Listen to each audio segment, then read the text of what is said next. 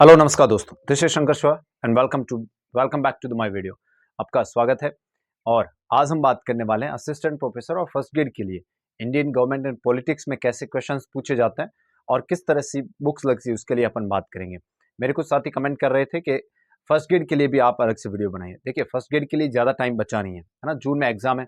अगर मैं अब आपको बुक रिकमेंडेशन करूंगा तो आप बुक्स चेंज करेंगे, अपना मैटर चेंज करेंगे तो प्रॉब्लम होगी। इसलिए मेरा आपसे, जो भी साथी फर्स्ट ग्रेड के साथी मुझे फॉलो कर रहे हैं, उनसे निवेदन रहेगा कि अभी के लिए आप जो भी पढ़ रहे हैं, जो कुछ भी आपके पास है उससे पढ़ते रहें। और फर्स्ट ग्रेड के लिए जो मैं अभी ये जो असिस्टेंट प्रोफेसर के लिए बुक्स बता रहा हूँ, इनको आप देख लें, लिस्ट बना लें। इनको खरीदने की या फिर इस अपना मैटर चेंज करने की जरूरत नहीं, क्योंकि इतना आपके पास में टाइम है नहीं, क्योंकि सेकंड पेपर भी पढ़ना है आपको, फर्स्ट पेपर भी पढ़ना है। इसलिए आपसे रिक्वेस्ट रहेगा कि आप असिस्टेंट प्रोफेसर की अगर साथ में तैयारी कर रहे हैं तो ये बुक्स आप क्या कर सकते हैं, प्रिफर्स कर सकते हैं। आज जो हम बात करने वाले हैं वो कर रहे हैं असिस्टेंट प्रोफेसर के लिए जो पेपर फर्स्ट और सेकंड की जो यूनिट 4 है, जो पेपर फर्स्ट की यूनिट 4 है, वो बात करती है इंडियन कॉन्स्टिट्यूशन एंड इंस्टीट्यूशन, भारतीय संविधान और उनकी संस्थाओं के बारे में। और पेपर सेकंड की जो फोर्थ यूनिट है वो बात करती है आपके Indian political process and dynamics, यानी भारतीय जो राजनीतिक प्रक्रिया और उसकी डायनेमिक्स क्या है, अलग अलग उसके प्रकार क्या है, उसके बारे में बात करेंगे। अब अगर हम सिलेबस का एनालिसिस करें सबसे पहले और देखें कि फर्स्ट पेपर में क्या क्या आ रहा है और सेकंड पेपर में क्या क्या आ रहा है, उसके अकॉर्डिंग मैं आपको क्या करने वाला हूं, बुक्स लेके आऊं, काफी बुक्स हैं हमारे पास में, उनको हम क्या करने वाले हैं, एनालिसिस करने वाले हैं। तो अगर हम बात करें फर्स्ट पेपर की, तो पेपर फर्स्ट का नाम है इंडियन कॉन्स्टिट्यूशन एंड इंस्टीट्यूशन, यानी इसमें संविधान की बात होगी और इसके अलावा आपके भारतीय संविधान के में जो संस्थाओं का वर्णन किया गया है उनके बारे में बात करेंगे। इसमें पहला जो टॉपिक आता है हमारा, मेकिंग ऑफ इंडियन कॉन्स्टिट्यूशन, भारतीय संविधान का निर्माण, यानी भारतीय संविधान बना कैसे, किस तरह से इसका निर्माण किया गया, उसके बारे में बात की गई। इसके लिए आप कौन सी बुक प्रेफर कर सकते हैं? 3 किताब आती है, सुभाष कश्यप, डीडी बासु और आपके लक्ष्मीकांत। इन तीनों में से कोई भी एक किताब आप ले लीजिएगा, वहां से आप इसको क्या कर सकते हैं, कर सकते हैं। उसके बाद अगला टॉपिक हमारा 3-4 टॉपिक है, वो एक साथ में आते हैं, जैसे प्रियम्बल, प्रस्तावना, फंडामेंटल राइट्स, मौलिक अधिकार, डीपीएसपीज यानी directive principles for state policies यानी नीति निर्देश तत्व, और फंडामेंटल ड्यूटीज, मौलिक कर्तव्य। ये जो टॉपिक्स हैं ये आप कहां से करें, तो सबसे पहले ये बैर एक्ट से करें, सेंट्रल लॉ पब्लिकेशन का बैर एक्ट आता है, वहां से पढ़ें। इसके अलावा सुभाष कश्यप और ये किताबें भी आप क्या कर सकते हैं, देख सकते हैं। उसके बाद हमारा जो टॉपिक आता है वो आता है फेडरलिज्म और सेंट्रल स्टेट रिलेशन, यानी सेंट्रल स्टेट रिलेशन क्या है और फेडरलिज्म वाला जो सिस्टम है, जो फेडरलिज्म और सेंट्रल स्टेट रिलेशन के लिए आप क्या करें, बैर एक्ट में भाग 12 और 13, अनुच्छेद 245 से आगे वाला जो हिस्सा है उसको आप क्या कर सकते हैं, वहां से कर सकते हैं। इसका लोकल गवर्नमेंट आती है, ये भी आप किससे कर सकते हैं, बैर एक्ट से अच्छे से कर सकते हैं।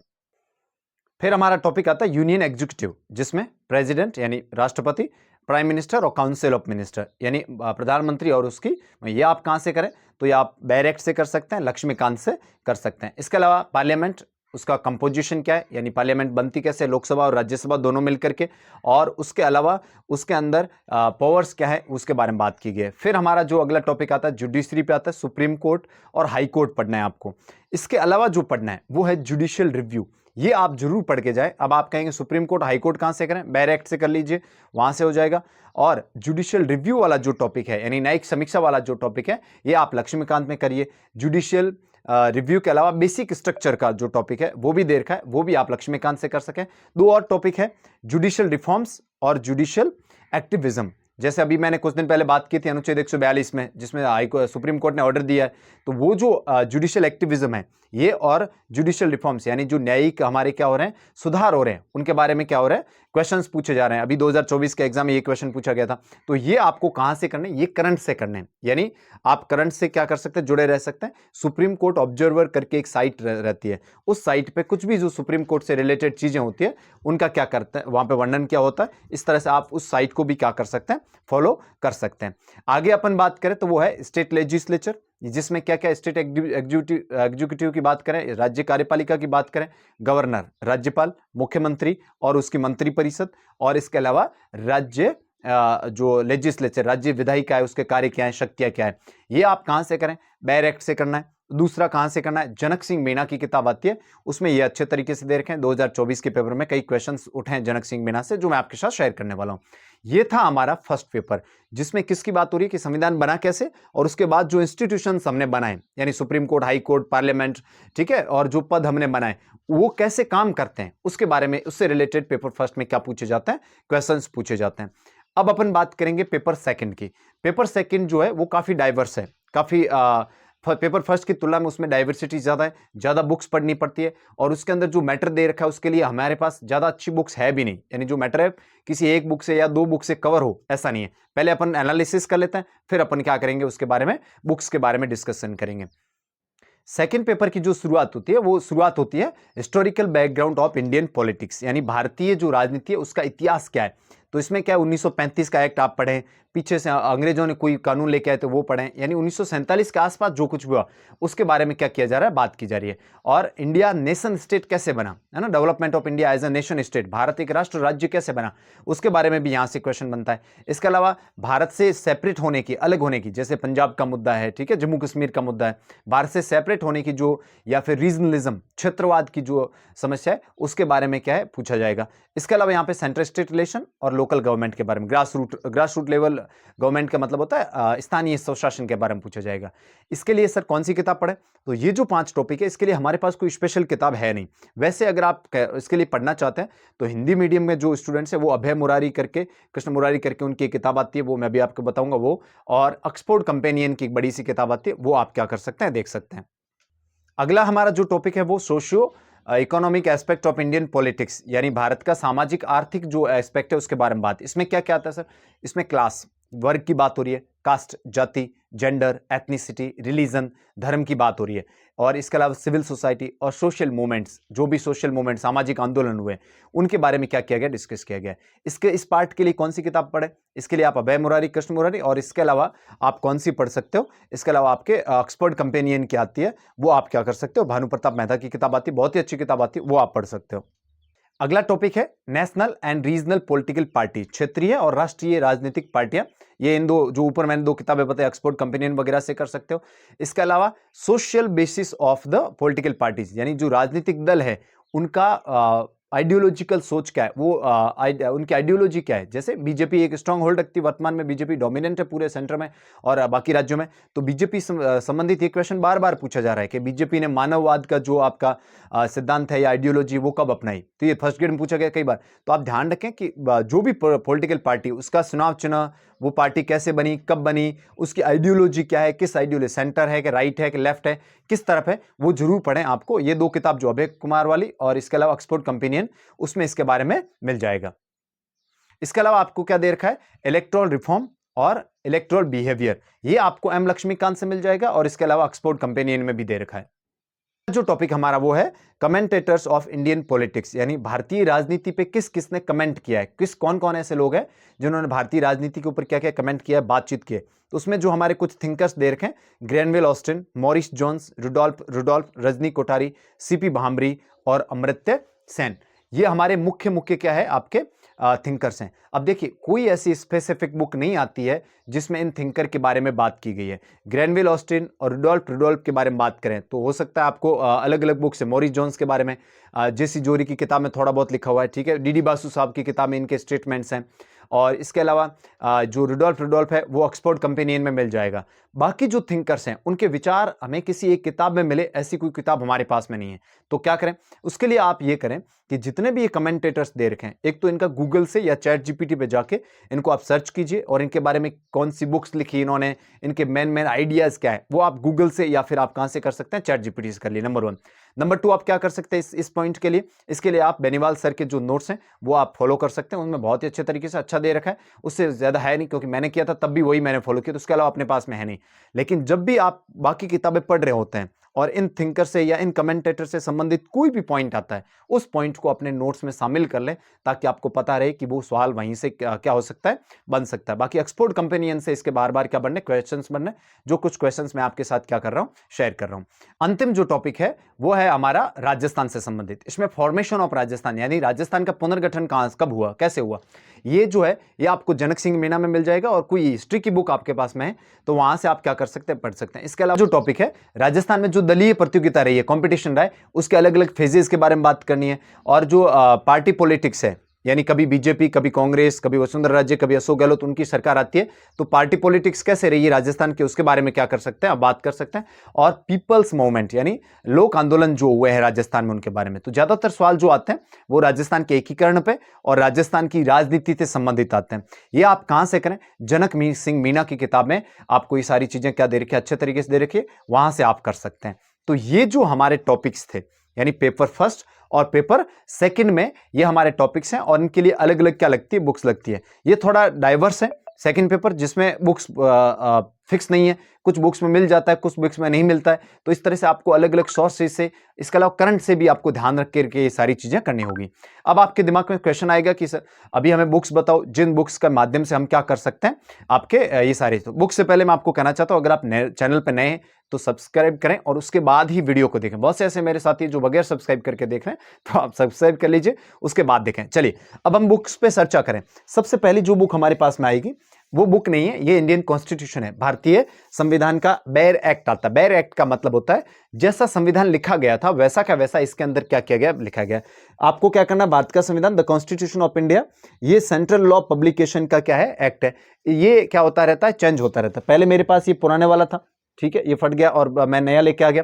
आप इसको अपडेट होते नया लाएं। अभी ये 106 अमेंडमेंट, 106वां संविधान संशोधन इसमें शामिल है। उसके बाद संशोधन हुआ नहीं है, तो ये कई दिन तो ये चल जाएगा। अगर कोई संशोधन हो जाता है तो आप क्या कर सकते हैं, नया खरीद सकते हैं। ये बायलिंगुअल आता है। बायलिंगुअल का मतलब है दोनों भाषाओं में, एक तरफ हिंदी लिखी होगी, एक तरफ अंग्रेजी लिखी हो, आप दोनों भाषाओं में लेके आए। इसको बेयर एक्ट कहते हैं, यानी जैसा हमारा कॉन्स्टिट्यूशन लिखा गया था वैसा का वैसा आपके, ये कौन से में काम आने वाला है, पेपर फर्स्ट में ये बहुत अच्छे तरीके से काम आने वाला है। इसको अगर हम शुरुआत देखें, पूरा कॉन्स्टिट्यूशन दे रखा है, शुरुआत इसकी जो होती है वो प्रीएम्बल से होती है, यानी हमारी प्रस्तावना से। आपको प्रस्तावना पूरी याद होनी चाहिए, हिंदी और अंग्रेजी दोनों भाषाओं में, ठीक है। प्रस्तावना से मैं आपके साथ क्वेश्चन शेयर कर रहा हूं, ये सवाल बन रहे हैं। आपसे सवाल पूछे गया, न्याय के कितने न्यायों का वर्णन है, उन 3 न्याय का क्रम क्या है, लिबर्टी का क्रम क्या है, ठीक है, या फिर जो सॉवरेनिटी जो शब्द लिखे हुए उनका क्रम क्या है, कुछ भी पूछ सकता है। यानी प्रीएम्बल से क्वेश्चन बनने की 100% क्या रहती है, संभावना रहती है। तो आपको क्या करना है, बेयर एक्ट में प्रीएम्बल पढ़ना है, फंडामेंटल राइट्स, डीपीएसपीज, मौलिक कर्तव्य, ठीक है। इसके अलावा राष्ट्रपति, प्रधानमंत्री, उसकी मंत्रिपरिषद, parliament, supreme court, high court, राज्य विधानसभा, गवर्नर, राष्ट्रपति की आपातकालीन शक्तियां। इसके अलावा संघात्मक व्यवस्था जो बात कर रहे थे, केंद्र राज्य संबंध, वो कहां से पढ़ेंगे, भाग 12 से लेकर के भाग 13, भाग 12 और भाग 13, उसमें क्या कर रखा है, अनुच्छेद 245 से लेकर के आपके 300 तक आप पूरा यहां से पढ़े। क्वेश्चंस बनने पिछले साल मैं आपके साथ शेयर कर रहा हूं कि 2021 वगैरह में सब बने। इसके अलावा आप ऐसा नहीं कि केंद्र राज्य संबंध में आप फाइनेंशियल संबंध नहीं पढ़े, वित्तीय संबंध जो है वो भी पढ़ के जाएं, यानी वित्त आयोग पढ़ के जाना, 200 अनुच्छेद 280, जीएसटी काउंसिल पढ़ के जानी है, टैक्सेस कैसे लगते हैं वो पढ़ के जाने। तो भाग 12 और 13 आपको पूरा पढ़ के जाना है, क्योंकि वो सेंटर स्टेट रिलेशन और फेडरलिज्म वाला जो हमारा टॉपिक है वहां से क्वेश्चंस बन रहे हैं। इसके अलावा आप इसमें से क्या पढ़ सकते हैं, पंचायती राज वाली व्यवस्था जो है भाग 9, ठीक है, उसमें जो पंचायती राज दे रखा है वो आपको यहां से पूरा का पूरा पढ़ना है। मेरे हिसाब से मैंने तो इस पूरे बेयर एक्ट को पढ़ा था, एक एक लाइन, अनुसूची 7, अनुसूची 1, 2, ठीक है, भाग 1, अनुच्छेद 1 से 4 सारे पढ़े थे। हाँ, ये हो सकता है कि जो टॉपिक्स हमारे क्लियरली मेंशन नहीं है उनको आप स्किप कर सकते हो। बाकी ये अगर आप राजनीतिक विज्ञान के स्टूडेंट हैं, असिस्टेंट प्रोफेसर फर्स्ट ग्रेड बनने जा रहे हैं, तो ये बेसिक है, यानी इतना तो आपको फिंगर टिप्स में होना चाहिए, कॉन्स्टिट्यूशन आपको आना चाहिए। आप ध्यान रखें, सबसे पहली बुक अगर इंडियन गवर्नमेंट एंड पॉलिटिक्स पे, भारतीय संविधान पे आपको कोई पढ़नी है वो ये है। आप इसके नोट्स भी बना सकते हो और इसको आपको अच्छे तरीके से पढ़ना है। इसमें मुख्य रूप से कौन सा, मौलिक अधिकार वाला टॉपिक, वो आप जरूर पढ़ के जाएं। अनुच्छेद 12 में राज्य की परिभाषा क्या लिखी हुई है, अनुच्छेद 13 में उसका परिभाषाओं में क्या क्या लिखा हुआ है, अनुच्छेद 14-15 में जाति लिंग वो लिखे वो सारा, अनुच्छेद 19, अनुच्छेद 25-26, अनुच्छेद 32, ठीक है। इसके अलावा डीपीएसपी में अनुच्छेद 37, 40, 48, मौलिक कर्तव्य सारे के सारे 11 के 11 मौलिक कर्तव्य आपको याद होने चाहिए। और 11 मौलिक कर्तव्यों में भी मौलिक कर्तव्य 1 में 3 अक्षर क्या लिखे हुए वो शब्द याद रखो, ठीक है। जो आपके और भी आगे जो शब्द लिखे हैं वो भी सारे आपको क्या करने, क्रम वाइज, वहां क्रम पूछा जाएगा। डिफिकल्ट क्वेश्चन बनना, मैं प्रीवियस ईयर क्वेश्चन शेयर कर रहा हूं आपके साथ वहां से, ठीक है। तो बेयर एक्ट पढ़ना जरूरी है, क्योंकि अगर सीधा क्वेश्चन बेयर एक्ट से उठाया जाता है, 2021 के एग्जाम में भी उठाया गया, 2024 के, ये स्लाइड चल रही है आप देख रहे हो, ये उठाया गया था। तो बेयर एक्ट मस्ट है अगर आप क्या कर रहे हो, यहाँ पे बाइलिंगुअल जरूर लाएं, ताकि आपको हिंदी और अंग्रेजी में क्या आ जाए समझ में आया। मैं जानता हूं काफी बड़ा होता है, लेकिन इसको आप एक बार 2 बार पढ़ोगे तो बाकी जो बुक्स मैं बताने वाला हूं वो आपकी इजी हो जाएगी। यानी आपका बेसिक अगर इससे तैयार है, या अगर आपको अंगुलियों पे याद है, तो बाकी जो बुक्स हैं, लक्ष्मीकांत हो, सुभाष कश्यप हो, डीडी बासु हो, वो आपको उतना नहीं पढ़ना पड़ेगा, वो उनका भार आधा हो जाएगा, क्योंकि उनके अंदर आधे से अधिक चीजें क्या दे रखी है, जो बैर एक्ट में चीजें हैं वही उन्होंने अडॉप्ट किए, उनकी इंटरप्रिटेशन, उनकी व्याख्या उसमें लेके आए, बाकी वही चीज लिखी है जो इसमें लिखी हुई है। इसलिए मूल रूप से आप बैर एक्ट पढ़ें और उसके बाद में बाकी बुक्स में जाएं। इसके कौन कौन से क्वेश्चंस बने, सैकड़ों क्वेश्चंस बने, सिर्फ असिस्टेंट प्रोफेसर के लिए, first grade, second grade, third grade, किसी और एग्जाम के एग्जाम दे रहे हैं, जुडिशियल एग्जाम दे रहे हैं, सब में क्या पूछे जाते हैं, इससे क्वेश्चंस पूछे जाते हैं। अब अगली किताब की हम बात करें, छोटी सी किताब है, हमारा संविधान, भारत का संविधान और संवैधानिक विधि, सुभाष कश्यप साहब की किताब आती है। ठीक है, ज्यादा बड़ी किताब नहीं है, 300-350 पेज की किताब है। अब आप कहेंगे अगर हमने बैर एक्ट पढ़ लिया, इसको पढ़ने की जरूरत है? यस, इसको पढ़ने की आपको क्या है जरूरत है। इसके अंदर लगभग सब टॉपिक दे रखे हैं, है ना। अगर आप विशेष सूची देखोगे, संवैधानिक इतिहास, संविधान निर्माण, संविधान की विशेषता, ये जो टॉपिक है, मेकिंग ऑफ इंडियन कॉन्स्टिट्यूशन हमारे फर्स्ट पेपर में दे रखा है, वो यहीं से बनता है। फिर उद्देशिका आप यहीं से पढ़ के जाएं। प्रियम्बल वाला जो टॉपिक है, इसमें क्या है, इसमें सिर्फ और सिर्फ आपकी उद्देशिका या प्रस्तावना दे रखी है। इसके अंदर क्या किया रखा है, सुप्रीम कोर्ट का कोई डिसीजन आया वो भी इसके अंदर बताया हुआ है, किसी विद्वान ने क्या कहा है, अगर उद्देशिका के बारे में कुछ कहा है, वो स्टेटमेंट भी आपको यहां से मिलेंगे। तो प्रीवियस ईयर क्वेश्चन से मैं आपके साथ शेयर कर रहा हूं, जो उद्देशिका से यहां से क्या किए गए, पूछे गए हैं। जैसे आपसे पूछा उद्देशिका संविधान का अंग नहीं है, ये कौन से वाद में कहा गया, बैरूबारी वाद में कहा गया, ये पूछा हुआ सवाल है। गोलकनाथ बंदा पंजाब राज्य में क्या कहा, संविधान की मूल आत्मा शाश्वत और अपरिवर्तनीय है, ये कॉलेज लेक्चर 2024 में क्वेश्चन पूछा गया। तो आप ध्यान रखें, उद्देशिका आप यहीं से करके जाएं। मूल अधिकार, नीति निर्देशक तत्व, जितने भी हमारे महत्वपूर्ण टॉपिक हैं वो सारे दे रखे हैं। इसमें लास्ट में आपको क्या दे रखे हैं, आपके संविधान संशोधन दे रखे हैं, लेकिन ज्यादा संविधान संशोधन नहीं, ये किताब पुरानी है, रिवाइज नहीं होती है, दोबारा रिवीजन, दोबारा इसका एडिशन नहीं आता, इसका इसके अंदर कम ही दे रखे हैं। जो नए आपके अमेंडमेंट या बिल आते हैं, तो आप क्या करें, उसको आप गूगल से डाउनलोड कर लें। जब भी वो बिल पारित होता है उसके बारे में ध्यान रखें, उस कानून बन जाता है उसके बाद भी उसको क्या रखें, ध्यान रखें, ताकि वहां से क्या बने, तो क्वेश्चन बने तो वो आप इसके साथ पढ़ सकते हैं। बहुत ही अच्छी किताब है, सारगर्भित किताब है, प्रीवियस ईयर क्वेश्चंस भी है, मैं आपके साथ शेयर कर रहा हूं, आप इसको क्या कर सकते हैं, पढ़ सकते हैं, और स्पष्ट लिखा हुआ है, कम शब्दों में लिखा हुआ है, बढ़िया तरीके से लिखा हुआ है। अगली किताब जो बात कर रहे हैं, काफी बड़ी किताब है, आचार्य डॉक्टर दुर्गादास बासु, डीडी बासु कहते हैं इनको, भारत का संविधान एक परिचय, ये इनकी किताब आती है, और लगभग आपके 600 पेज की किताब है, काफी बड़ी किताब है। फिर आप कहेंगे इतनी बड़ी किताब, बैर एक्ट पढ़ना है, फिर इसको कैसे पढ़ें? इसमें और इस किताब में काफी फर्क है। इसमें संवैधानिक चीजें अच्छी दे रखी है, और लेकिन करंट से अपडेट नहीं है। इस किताब में करंट अपडेट अच्छे तरीके से कर रखा है। ठीक है, ऐतिहासिक पृष्ठभूमि दे रखी है, 1935 का एक्ट वो अच्छे तरीके से दिया, संविधान का निर्माण, संविधान का दर्शन ये अच्छे तरीके से दे रखा है इसके अंदर। ठीक है, हमारे संविधान की महत्वपूर्ण विशेषताएं वो दे रखी है, परिसंघात्मक प्रणाली, ये पढ़ के जाए यहां से आप। मौलिक कर्तव्य जो है, मौलिक कर्तव्य और मौलिक अधिकार, वो आप इस किताब से पढ़ के जाएं। ऐसा क्यों है, मैं आपके साथ स्लाइड शेयर कर रहा हूं, बहुत सारे प्रीवियस ईयर क्वेश्चंस बने मौलिक अधिकार से, है ना, मौलिक अधिकार से यहां से क्वेश्चन बने। इसमें और इसमें क्या फर्क है, देखिए, जब आप बैर एक्ट पढ़ते हैं तो बैर एक्ट में क्या होता है, बैर एक्ट में सीधा आपको दे रखा है कि संविधान में क्या लिखा है, इसमें आपकी सुप्रीम कोर्ट ने कोई व्याख्या की है ना, जैसे अनुच्छेद 12 की व्याख्या है। ठीक है, अनुच्छेद 12 में क्या लिखा हुआ है, अगर हम बैर एक्ट में पढ़े तो राज्य क्या है वो लिखा हुआ है, लेकिन इसके अंतर्गत लिखा हुआ है राज्य की परिभाषा में कौन कौन आता है, व्यक्ति की परिभाषा में कौन कौन आता है, नागरिक की परिभाषा में किसको माना जाए किसको नहीं माना जाए, है ना। जैसे कौन कौन से अनुच्छेद, एक क्वेश्चन बनता बार बार कि कौन कौन से अनुच्छेद है जो भारतीय नागरिकों के लिए, सिर्फ भारतीय नागरिकों को, कौन से मौलिक अधिकार सिर्फ भारतीय नागरिकों को प्राप्त है वो क्वेश्चन, या कौन से विदेशियों को भी प्राप्त है वो क्वेश्चन, यहीं से बन रहा है ना। इसके अंदर व्याख्या बहुत अच्छे तरीके से क्या कर रखी है इसकी, नीति निर्देशक तत्वों के बारे में ग्रैनविल ऑस्ट्रेलियन का ये जो कथन है, ये भी आपके इसी किताब से पूछा गया है। इसके अलावा और भी जो इंटरप्रिटेशन है बहुत ही अच्छे तरीके से सुप्रीम कोर्ट के डिसीजंस जो है वो डीडी बासु की किताब में बहुत अच्छे तरीके से दे रखे हैं। ये एक काफी बड़ी किताब है, लेकिन आपको एक डाइवर्स पर्सपेक्टिव देती है। मेरी रिक्वेस्ट रहेगी कि जब भी आप पढ़ते हैं, पहले आपने अगर बैर एक्ट पढ़ रखा है तो ये किताब बहुत आसान लगेगी। आपने बैर एक्ट नहीं पढ़ रखा और सीधा इस किताब को उठाओगे तो बहुत टफ लगेगी। इसकी भाषा थोड़ी क्या है, टफ है, और ये पढ़ने में भी थोड़ी क्या टफ है, समझ कम आती है। इसलिए आपको ध्यान रखना है, पहले आप बैर एक्ट पढ़िए, फिर आप सुभाष कश्यप, फिर इस पे आइए। सुभाष कश्यप स्किप करते हैं तो बैर एक्ट पढ़ने के बाद क्या कर सकते हैं, इससे पढ़ सकते हैं। बड़ी किताब है लेकिन क्वेश्चंस बन रहे हैं, और आप ये नहीं करें कि इसके पाठ जब खत्म होता है तो इसके पीछे बहुत सारे स्रोत लिखे हुए हैं जहां से इसने चीजें उठाई है, वो स्रोत जरूर पढ़ें पाठ के साथ, है ना। जैसे पाठ की शुरुआत में आप पढ़ते हो 1 नंबर लिखा हुआ है, वो 1 नंबर को पीछे जाके देखो उस 1 पॉइंट पे क्या है, 2 नंबर पॉइंट, ऐसे पॉइंट बना के लिखा है इसने। तो पाठ के अंत में जो चीजें लिखी है वो भी आपको क्या करनी है, पढ़नी है। इसके कौन कौन से प्रीवियस ईयर क्वेश्चंस बने वो मैं आपके साथ शेयर कर रहा हूं। अच्छी किताब है, आप इसको क्या कर सकते हो, पढ़ सकते हो। अगली जो हमारी भारतीय संविधान पे किताब आती है वो वैसे यूपीएससी के स्टूडेंट्स के लिए होती है, भारत की राज्य व्यवस्था, सिविल सेवा, अन्य राज्य की परीक्षा में, तो एम लक्ष्मीकांत की किताब आती है, बहुत से लोग इसको पढ़ते हैं।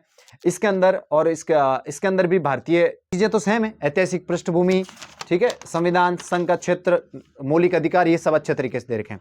इसको क्यों पढ़ें, उसका अगर क्वेश्चन की बात करें, डीडी बासु पढ़ लिया तो इसको क्यों पढ़े, अगर इसमें इसका एक कारण है, अगर हमारे जो सुप्रीम कोर्ट वाला टॉपिक है जिसमें जुडिशियल रिव्यू यानी जो न्यायिक समीक्षा उसके बारे में बात, वो अच्छे तरीके से दे रखा है इसके अंदर। इसके अलावा आयोग अच्छे तरीके से दे रखे हैं, यानी केंद्र राज्य संबंध के लिए जो आयोग बने हुए हैं, है ना, सरकारी आयोग, पुंछी आयोग, और कोई भी आयोग ने कोई सिफारिश की है, संवैधानिक आयोग 2002 वाला, उसके रिकमेंडेशन दे रखे हैं। ये 2024 में एक क्वेश्चन भी बना है कि सरकारी आयोग की कितनी रिपोर्ट में कितनी सिफारिश थी, वो यहीं से बनाया हुआ है। मौलिक कर्तव्य के लिए कमेटी ने कितने सुझाए, वो भी इसके अंतर्गत इससे क्या बनाए, क्वेश्चन बनाए। इसके अलावा आपके बेसिक स्ट्रक्चर, जो आपका बेसिक स्ट्रक्चर वाला क्वेश्चन आता है, यानी जो 1973 में केशवानंद भारतीवाद के बाद में बेसिक स्ट्रक्चर में क्या क्या परिवर्तन हुए, उसका मतलब क्या, अर्थ क्या है, कौन सा अंतिम निर्णय था जिसमें बेसिक स्ट्रक्चर बताया गया था, ये 2024 में क्वेश्चन, ये भी एम लक्ष्मीकांत से बना है।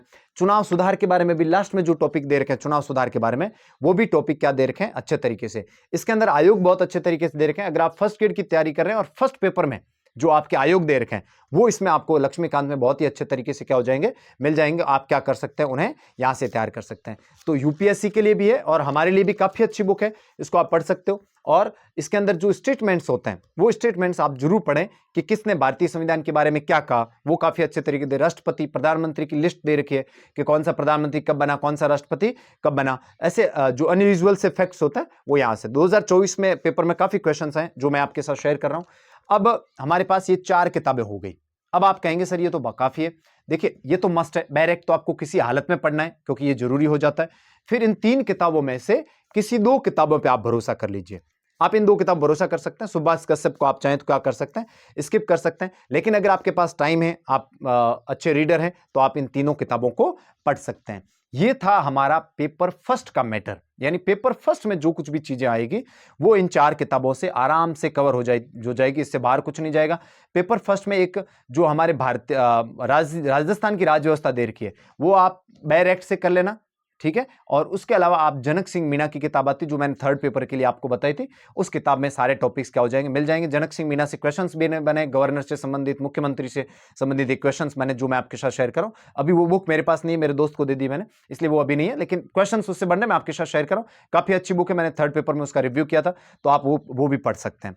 अगली जो हमारा पेपर सेकंड आता है, पेपर सेकंड के लिए जो एक किताब आती है, ये भारत की सबसे बेस्ट बुक्स में से, अगर पॉलिटिकल साइंस में इंडिया में कोई अच्छी किताब लिखी गई है, ये सबसे Bible of the Indian politics, ये इसको बाइबल कहा जा सकता है। क्या है, the Oxford companion to politics in India, edited by Niraja Gopal Jayal Pratap Bhanu Mehta. Oxford companion की किताब आती है, काफी ज्यादा पेजेस है, 600 पेज की किताब आती है, अंग्रेजी भाषा में आती है, हिंदी में नहीं आती है। अंग्रेजी भी इसकी काफी क्या है, हाई लेवल की इंग्लिश है। भानु प्रताप मेहता आप कभी देखा होगा, बहुत बड़े लेखक है भारतीय कॉन्स्टिट्यूशन के। नीरजा, इन्होंने अकेले नहीं लिखी है, इस किताब के अंदर 38 चैप्टर 38 चैप्टर्स हैं, उसमें से 20 चैप्टर जो है वो हमारे काम के हैं, है ना। वो 20 चैप्टर हमारे काम के, एक राइटर ने नहीं लिखा है, ये एडिटेड इनके द्वारा की गई है। बाकी इसको प्रत्येक चैप्टर के ऊपर रिसर्च एक अलग अलग इंडिविजुअल व्यक्ति ने, इंडिविजुअल राइटर ने की है। और जो हमारा सेकंड पेपर है जिसमें जाति, वर्ग, ठीक है, धर्मनिरपेक्षता वाला क्वेश्चन, सिविल सोसाइटी, सामाजिक आंदोलन,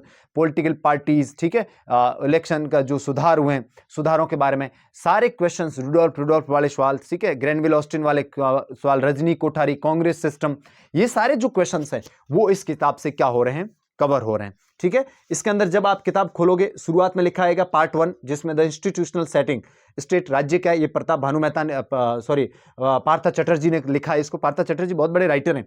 ठीक है, कॉन्स्टिट्यूशनलिज्म ये उदय एस मेहता ने लिखा है। पार्लियामेंट वर्णन है Hewitt and Shri M Roy ने लिखा है। फिर फेडरलिज्म का टॉपिक आता है। फिर local governance, supreme court, election commission. Election commission आप 100% यहां से पढ़ के जाएं। इलेक्शन कमीशन पे एक अम्बेडकर का वाला जो क्वेश्चन आया था कि किस अम्बेडकर सेंट्रलाइज्ड जो हमारा इलेक्शन कमीशन है उसके पक्षधर थे, वो क्वेश्चन यहां से बना 2021 का क्वेश्चन। इसके अलावा 2024 के पेपर में भी यहां से क्या बने क्वेश्चन, 2002 का जो रिफॉर्म वाला क्वेश्चन था वो भी यहां से बना है। इलेक्शन कमीशन, अब आप कहोगे ये तो हम डीडी बासु वगैरह में पढ़ेंगे, सुप्रीम कोर्ट, ये फेडरलिज्म वगैरह। देखिए ये जो किताब है इसमें अलग पर्सपेक्टिव अलग है ना, पूछने का तरीका, बात को कहने का तरीका एक अलग ही आपको मिलता है। आप पढ़ते हो तो आपको लगता है किसी इंटेलेक्चुअल पर्सन को पढ़ रहे हो, है ना। किताब लिखने का अपना अपना तरीका होता है। एक राइटर होता है कि सामान्य किताब लिखता है, उसमें बहुत ज्यादा डिटेल में सारी चीजें डाल देता है। एक होता है कि बहुत ही प्रिसाइज तरीके से, बहुत ही शानदार तरीके से एक बार चीज पढ़ो, एक लाइन में आपको पूरा कॉन्सेप्ट समझ में आए, वो इस किताब के अंदर दिया हुआ है। इसके अलावा पार्ट 2 जो बात करता है वो क्लास एंड पॉलिटिक्स, वर्ग और राजनीति क्या है, एक क्वेश्चन बना 2021 में। 24 में एक क्वेश्चन बना जो कमांड और डिमांड पॉलिटिक्स वाला क्वेश्चन है, वो यहां से बना। कास्ट एंड पॉलिटिक्स, ये एक बहुत ही अच्छे तरीके, जाति व्यवस्था के बारे में रजनी कोठारी के स्टेटमेंट्स, ये जो किताब दे रखी है नाडियार की, वो भी किताब यहां से बनी है। जेंडर एंड पॉलिटिक्स, ठीक है, रीजनलिज्म एंड सेशनिज्म, क्षेत्रवाद जो है और अलगाव वाली नीति, politics, national identity, Hindu politics, ठीक है, माइनॉरिटीज पे, ये अच्छे तरीके से। थर्ड पेपर जो है हमारा political parties, politics and culture, political mobilisation, leadership, ये सारे टॉपिक्स पढ़ने जो मैंने पढ़े हैं। आप देखिए नेशनलिज्म, रिप्रेजेंटेशन, सोशल मूवमेंट्स इसमें दे रखे हैं। ये 2021 में से क्वेश्चन, 2024 में भी एक क्वेश्चन बना है कि सामाजिक आंदोलन, भारत के सामाजिक आंदोलन के बारे में। ठीक है, पीछे कुछ चैप्टर जो अपने काम के नहीं है। लास्ट में एक चैप्टर है an intellectual history study of Indian politics, Susan Hoeber Rudolph और लॉयड रुडोल्फ द्वारा लिखा गया। ये आप जरूर पढ़ के जाए। यहाँ पे आपकी रुडोल्फ पे जो क्वेश्चन बनेगा वो यहाँ से बनेगा। इंडिया की one of the best book, अगर मैं इसको भारतीय राजनीति विज्ञान की भगवत गीता कहा जाए तो इससे कोई अतिशयोक्ति नहीं, बहुत ही अच्छे तरीके से लिखी है। लेकिन समस्या एक ही है कि सर अंग्रेजी में लिखी हुई है। ठीक है, मैं आपके साथ प्रीवियस ईयर की स्लाइड शेयर कर रहा हूँ जो मैंने इसके अंदर आपके बहुत सारे मैंने रेड किए हैं, बीच में आपको दिख रहे होंगे। बाकी मैं आपके साथ स्लाइड शेयर कर रहा हूँ। ये प्रीवियस ईयर क्वेश्चंस 21 और 24 के पेपर में ऑक्सफोर्ड कंपेनियन से क्या पूछे गए, सीधे पूछे गए। बहुत ही अच्छी किताब है, आपकी लाइब्रेरी में तो होनी चाहिए अगर आप असिस्टेंट प्रोफेसर बनने जा रहे हैं। नहीं है तो भी अगर आपके इंग्लिश मीडियम से नहीं है, हिंदी मीडियम से आते हैं, तो उसके लिए मैं एक और अलग किताब बता दूंगा। बाकी ये किताब आपके पास होनी चाहिए, one of the finest book on Indian politics. ठीक है, ये ऑक्सफोर्ड कंपेनियन से आती है, आप इसको क्या कर सकते हैं, पढ़ सकते हैं। अगली जो किताब है वो किताब है आपके भारत में राजनीतिक प्रक्रिया, अभय प्रसाद सिंह और कृष्ण मुरारी, ब्लैक आती है।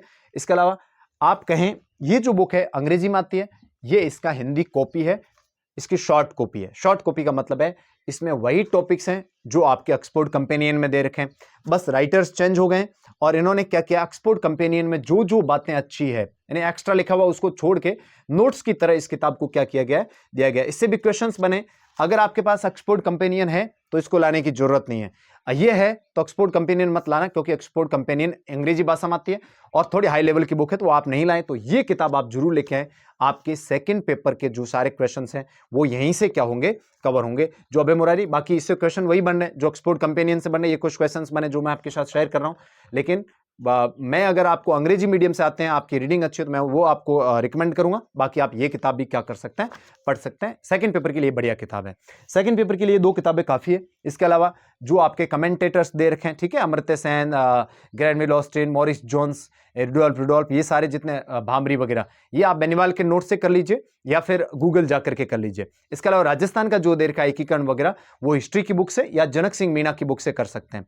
ये हमारा दोनों पेपर फर्स्ट और पेपर सेकंड की बुक्स हैं। अब आप कहेंगे ये तो काफी ज्यादा है। देखिए बैर एक्ट तो आपको किसी हालत में ही पढ़ना पड़ेगा क्योंकि वो जरूरी हो जाता है। उसके अलावा ये 3 बुक्स जो मैंने बताई आपको, सुभाष कश्यप, डीडी बासु और लक्ष्मीकांत, इनमें से कोई भी एक किताब आप चूज कर लीजिए अगर आपके पास टाइम कम है।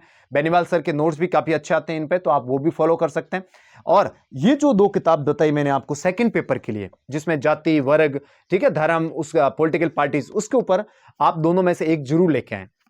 हिंदी मीडियम है तो ये तो कम से कम ऑक्सफोर्ड कंपेनियन चलो आप नहीं ला पाए, ये किताब जरूर लेके आए, नहीं तो आपके क्वेश्चंस क्या होंगे, गलत होंगे। बेनीवाल सर के नोट्स में चीजें हैं लेकिन आप इसको क्या करें, जरूर लेके आए। पिछले प्रीवियस ईयर में कई क्वेश्चंस पूछे गए। ये था हमारा इंडियन पॉलिटिक्स का पॉइंट। इसके अलावा अगर आपके पास कोई और किताब है जो आपको लगता है कि हाँ सर हमारे पास है, वो भी आप क्या कर सकते हैं, आराम से पढ़ सकते हैं। कुछ लोग राजस्थान की राउत चौधरी की किताब पढ़ते हैं, ठीक है, अच्छी किताब है, आप उसको पढ़ सकते हो। इंडियन पॉलिटिक्स के लिए कुछ लोग और किताबें पढ़ते हैं, लेकिन अगर ये इतनी किताबें आपके पास है तो ये मोर देन सफिशिएंट है। इसके अलावा आप चैनल पर जुड़े, उसके लिए आपका बहुत बहुत धन्यवाद। एक बार वीडियो को क्या कर दीजिए, अपने दोस्तों के साथ शेयर कर दीजिए। मैं टेलीग्राम का आपको चैनल दे रहा हूं, वहां जुड़िएगा। आपको मैं वहां पे जो एंड्रयू हवुड जो बुक है उसके मैंने जो नोट्स बनाए हैं वो, और उनका जो एक्सप्लेनेशन है, यानी उसको कैसे व्याख्या करना, आपको समझ में नहीं आता है कौन कौन से क्वेश्चंस बन सकते हैं, फर्स्ट ग्रेड के जो साथी हैं वो जरूर जुड़े, असिस्टेंट प्रोफेसर के साथी हैं वो भी वहां पर टेलीग्राम चैनल को क्या कर लें, ज्वाइन कर लें। कुछ साथियों की शिकायत रहती है इतनी सारी किताबें हम नहीं पढ़ पाते हैं। देखो मैं सिर्फ रिकमेंड करता हूं, मैं ये बताता हूं कि आपके पास कौन कौन सी बुक्स हैं, है ना। देखिए मेरे चैनल पे